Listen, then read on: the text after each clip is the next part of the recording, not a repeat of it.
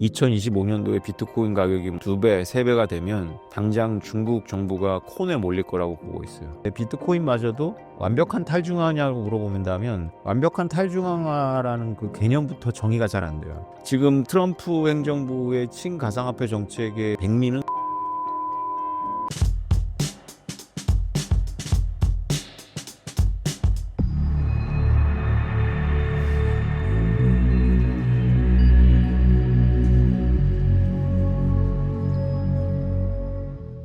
비트코인이 중국을 견제할 수 있는 수단이라는 말이 있습니다.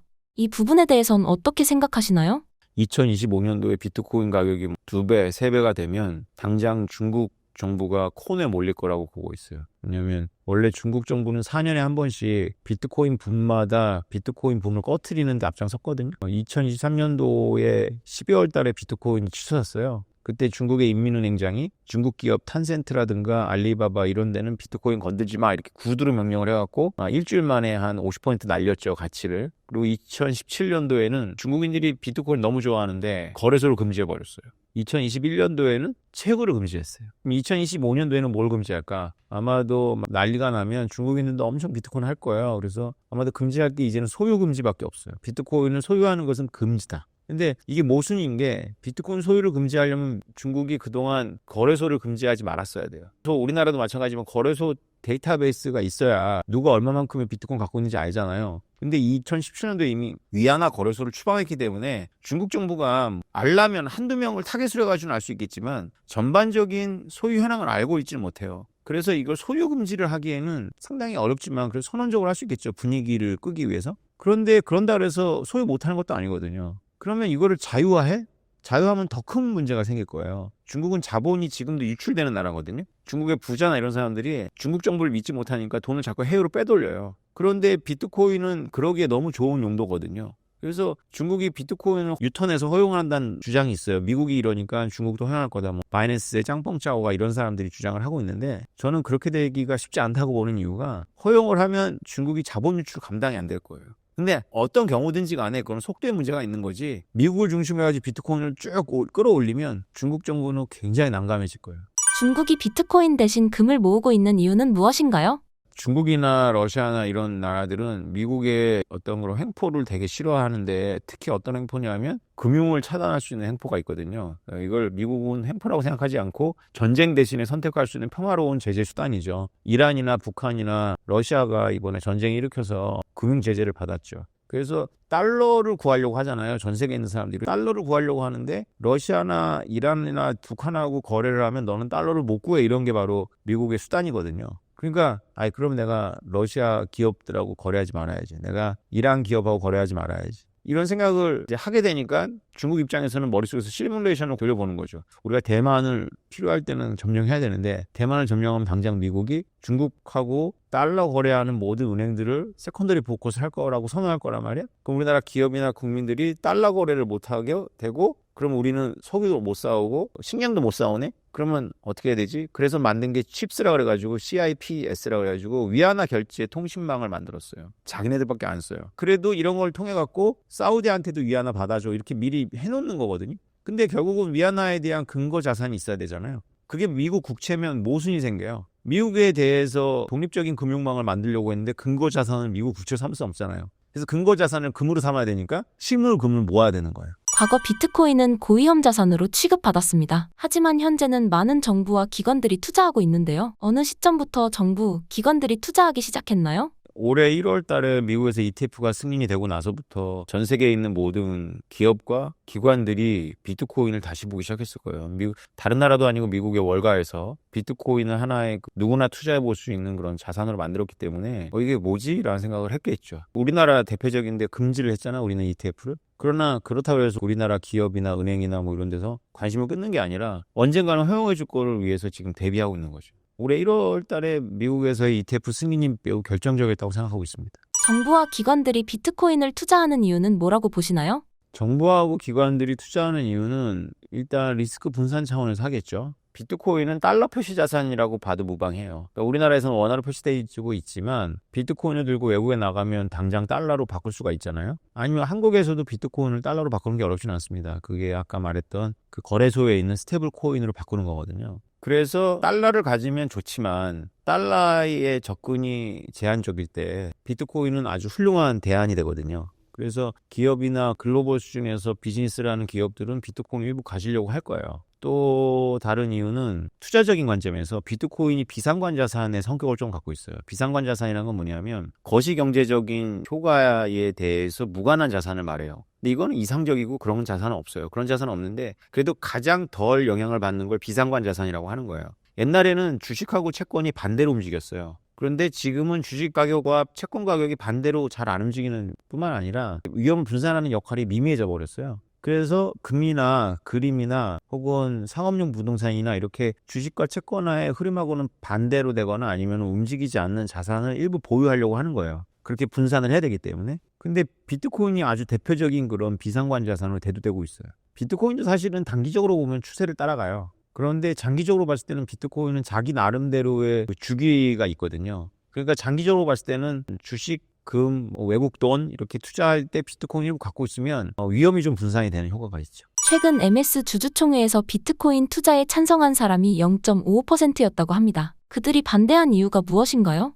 주주들이 의견이 있었던 건 아니고 이사회가 반대로 권고를 했죠. 그래서 이사회 안이 그냥 통과된 걸로 알고 있는데요. 이사회는 비트코인이 마이크로소프트의 투자 철학하고 안 맞는다고 보고 있어요. 가격이 요동치고 하기 때문에.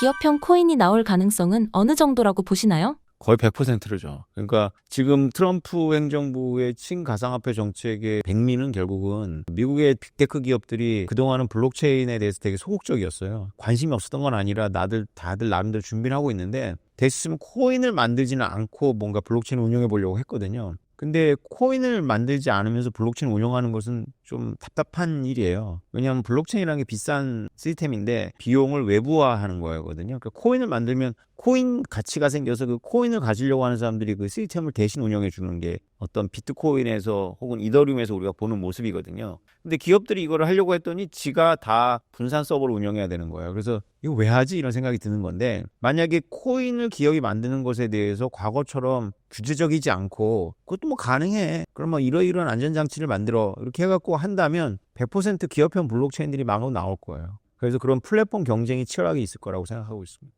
기업형 코인이 나오게 된다면 어떤 방식으로 쓰일 것으로 예상되시나요? 일단 대표적인 게 이제 페이먼트 용도로 사용이 되죠. 그러니까 결제 시스템이 각 국가마다 이렇게 장벽이 있어요. 우리가 신용카드를 외국에서 쓰기 때문에 마치 결제 시스템이 전 세계적으로 어떤 단일한 프로토콜에 의해서 움직이는 것 같지만 국가들마다 다 장벽이 다릅니다. 방식이 다르고. 그래서 애플폰은 전 세계적으로 뿌려져 있지만 애플페이가 국경을 넘는 문제가 생겨버려요. 돈과 돈의 어떤 장벽을 넘는 게. 이런 걸 가장 손쉽게 해결하는 방법은 뭐냐면 애플의 어떤 코인을 만들어내면 돼요. 그러니까 애플의 어떤 자산을 만들어서 그걸로 거래하면 그거는 원화도 아니고 달러도 아니거든요. 그러니까 국경을 넘는데 전혀 문제가 없어요. 한 가지 문제는 이게 페이스북이 시도했던 건데 어떻게 민간 기업이 제3의 통화를 만들어내냐 이런 사람들의 반론, 의구심 이런 게 있을 텐데 아마도 그런 기업들이 비트코인 형태를 따라가진 않을 것 같아요. 그러니까 비트코인처럼 무조건 출렁이는 코인을 만들기보다는 테더같이 이렇게 뭔가 보장을 해주려고 하겠죠. 그러나 어찌됐건 그런 식으로 출발합니다. 그래서 페이먼트가 전쟁터거든요. 전 세계 페이먼트 시장이. 이 전쟁터에서 아마 누군가가 공을 쏘아 올릴 거예요. 비트코인이 제도권에 입성하면서 탈중앙화 가치에 딜레마가 생겼습니다. 이에 대해 어떻게 생각하시나요?